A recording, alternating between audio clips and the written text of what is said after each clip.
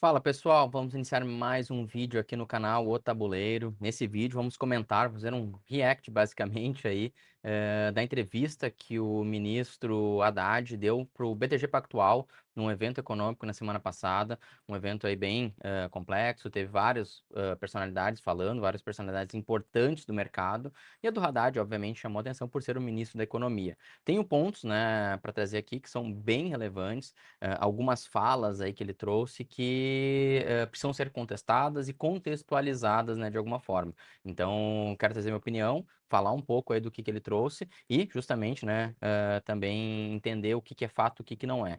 Bom, já começando aqui, o que que ele trouxe de narrativa, né, de contexto, assim. Ele colocou um ponto, né, que o ajuste fiscal é o caminho, né, para a queda de juros. E esse ajuste fiscal ele deu várias voltas, falou do arcabouço, colocou que o arcabouço estruturalmente ele é muito bom, e você sabe que eu particularmente sou crítico do arcabouço desde o primeiro momento, desde que foi e ventilado a ideia de uma dinâmica de controle de gastos que previa, né, o crescimento baseado no aumento de arrecadação. Então, o que o Brasil virou depois do arcabouço fiscal foi justamente isso, né? Uma máquina de arrecadar, uma máquina de novos tributos e não necessariamente, né, de ajuste fiscal, porque o Brasil arrecadou muito mais nos últimos anos e não necessariamente gerou resultado primário. Ele argumentou, tá? Eu acho que esse aqui é um ponto importante de trazer, que o governo Bolsonaro deixou para o ano de 2023 um rombo fiscal de 1,63 do PIB negativo.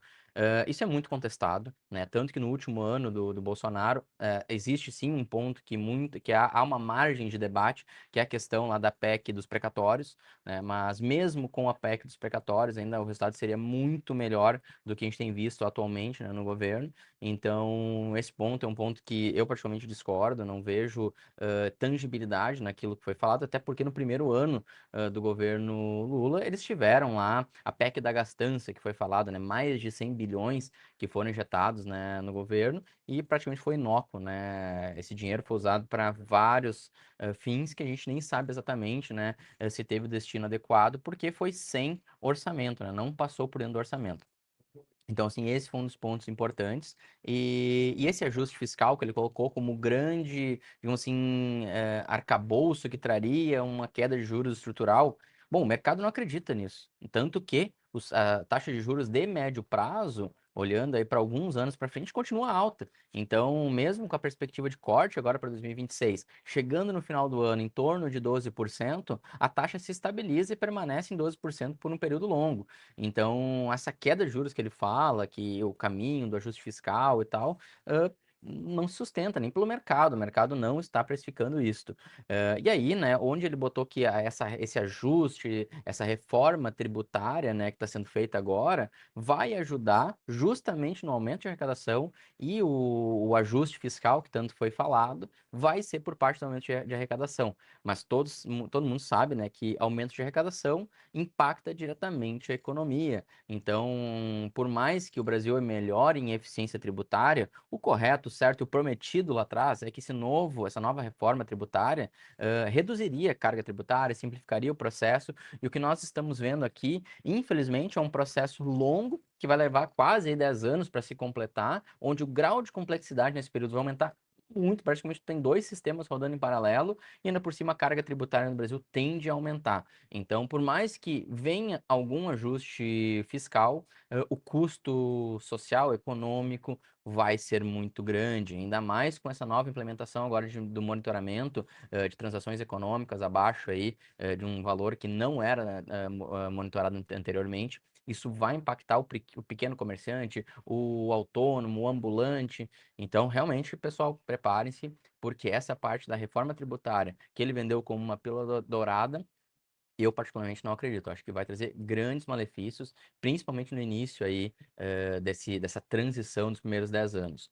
E isso aí, né, obviamente, né, traz, né, o motor de crescimento que este governo está, desde o primeiro ano, né, em 2023, fomentando e batendo muito, que é a expansão de crédito. Só que olha que loucura que é isso. Você fomentar crédito, forçar as pessoas a buscar um capital de terceiro num cenário de taxa de juros a 15% ao ano. Então, isso é assim, absurdo, é uma coisa muito crítica e o resultado a gente já tá vendo, né?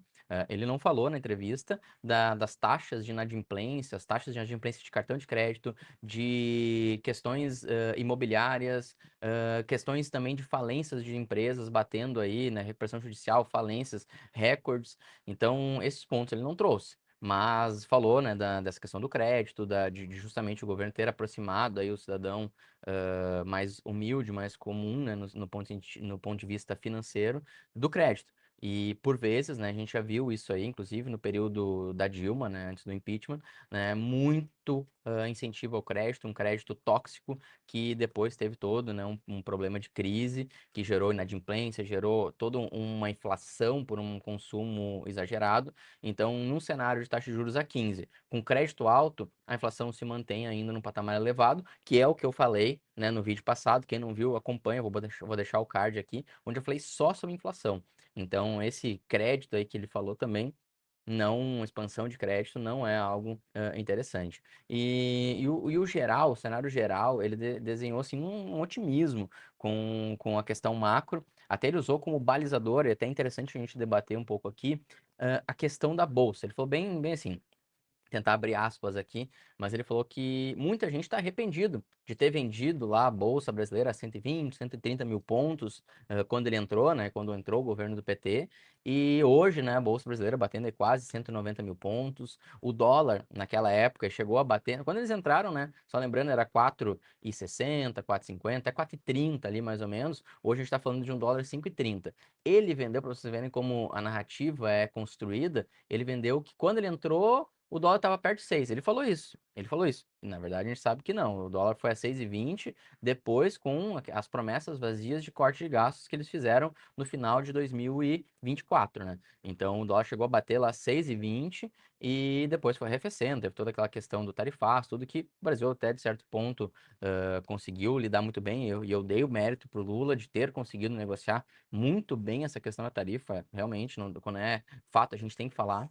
Mas o ponto, né, é que a narrativa do discurso ali é que quem vendeu a bolsa 120 e hoje a bolsa 190 se arrependeu, e quem aí tinha o dólar a 6,20 e hoje o dólar tá 5,20 também tá arrependido. Mas só lembrando que lá no início do governo, né, o dólar estava mais baixo, estava mais baixo. Hoje o dólar está estruturalmente alto e com uma taxa de juros altíssima, é a maior taxa de juros real do mundo. Hoje a taxa de juros real do Brasil está acima de 10%, praticamente 10,5%. Então, isso atrativamente, com um carry trade ou para uma operação de capital especulativo, é muito interessante. Por isso que o dólar está se valorizando. Ele também fez um paralelo com a taxa de juros a 2 do governo anterior, que foi por isso que o governo anterior perdeu, né? A inflação disparou. Só que ele esqueceu de salientar também, né, que teve uma pandemia no meio desse caminho. O governo teve que emitir dinheiro, teve que ajudar a população, e que bom que foi assim. Mas a inflação foi contratada pela pandemia. Agora nós estamos com uma inflação estruturalmente alta, acima da parte intermediária da banda de tolerância, e ainda por cima, né, numa taxa de juros a 15%, altamente proibitiva, e que vai cobrar, e já está cobrando, um custo altíssimo da economia brasileira. Então, acho que sim, tá, a Bolsa Brasileira está num patamar muito interessante e, pasmem, ainda está barata do ponto de vista técnico. Preço sobre lucro ainda está barato. Só que o que que é o grande ponto aqui?